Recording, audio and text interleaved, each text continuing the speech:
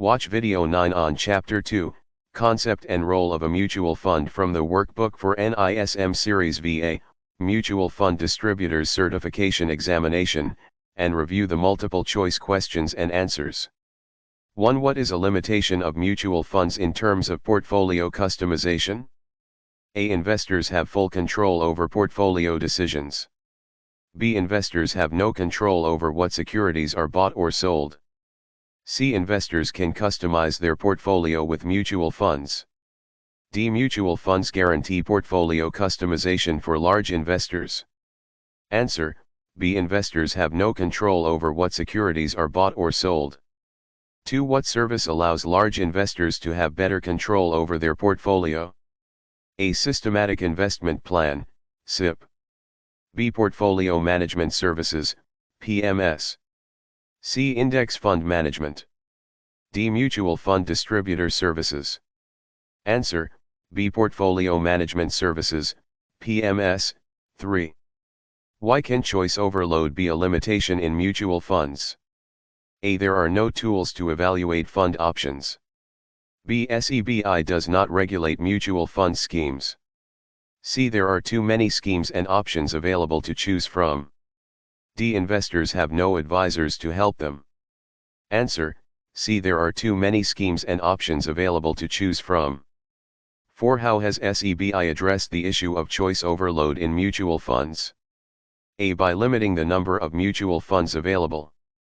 B. By introducing categorization of mutual funds. C. By eliminating multiple options within schemes. D. By increasing the complexity of mutual funds. Answer: B. By introducing categorization of mutual funds. 5. How are costs shared in a mutual fund scheme? A. Costs are paid only by the fund manager. B. Costs are divided equally among investors. C. Costs are shared proportionally based on the investor's holding. D. Costs are controlled by individual investors. Answer: C. Costs are shared proportionally based on the investor's holding. 6. What does SEBI do to control the costs in mutual funds? A. SEBI guarantees no costs for investors. B. SEBI imposes limits on expenses that can be charged to a scheme. C. SEBI requires all funds to have the same cost structure. D. SEBI does not regulate mutual fund expenses. Answer: B. SEBI imposes limits on expenses that can be charged to a scheme. 7. What is one of the key limitations of mutual funds in terms of returns? A. Mutual funds guarantee returns. B. Mutual funds offer fixed returns. C. Mutual funds have no guaranteed returns. D. Mutual funds are risk-free investments. Answer: C. Mutual funds have no guaranteed returns. 8. What factors influence the performance of mutual funds?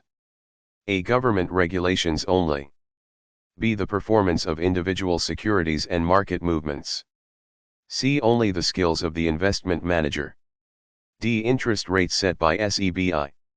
Answer: B. The performance of individual securities and market movements. 9. How are mutual funds classified based on their structure? A. Fixed and flexible funds. B. Open-ended and close-ended funds. C. Growth and income funds. D. High-risk and low-risk funds. Answer: B. Open-ended and close-ended funds. 10. What characteristic defines an open-ended mutual fund? A. It has a fixed maturity date. B. Investors can enter and exit the fund at any time. C. It can only be traded during specific intervals. D. It closes after a certain period. Answer: B. Investors can enter and exit the fund at any time. 11. How do close-ended funds differ from open-ended funds? A. Close-ended funds have a fixed maturity date. B. Close-ended funds can be bought anytime. C. Close-ended funds have unlimited units. D. Close-ended funds allow daily transactions. Answer: A. Close-ended funds have a fixed maturity date. 12. How do investors in close-ended funds typically trade units after the NFO? A. By directly selling to the mutual fund. B. By trading on stock exchanges. C. By transferring to the fund manager. D. By redeeming through SIP. Answer: B. By trading on stock exchanges. 13. What usually happens to the transaction price of close-ended funds on stock exchanges? A. It always matches the NAV. B. It is typically higher than the NAV. C. It is usually lower than the NAV. D. It never changes from the initial price. Answer: C. It is usually lower than the NAV. 14. What do interval funds combine? A. Features of growth and income funds. B. Features of open-ended and close-ended schemes. C. Features of fixed and flexible schemes. D. Features of high-risk and low-risk schemes. Answer: B. Features of open-ended and close-ended schemes. 15. What are transaction periods in interval funds? A. Periods when investors can buy or sell units. B. The time when the fund matures. C. The periods when the NAV is fixed. D. The time when fund managers change investments.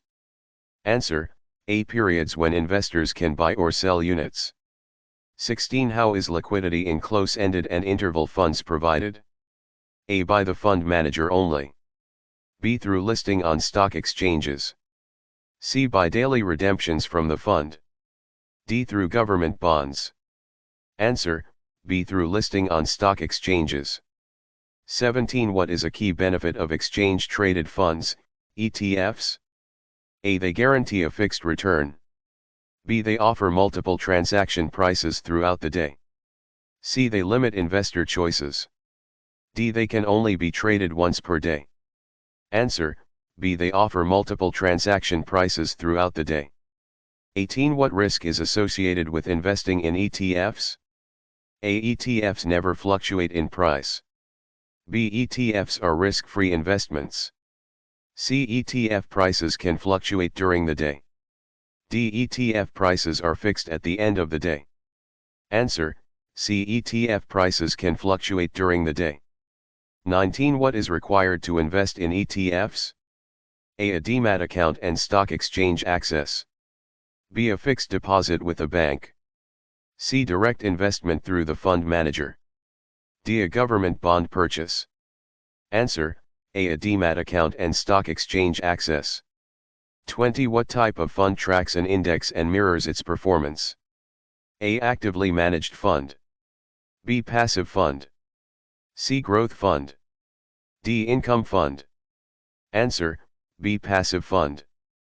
21. What is the role of the fund manager in a passive fund? A. To actively select investments.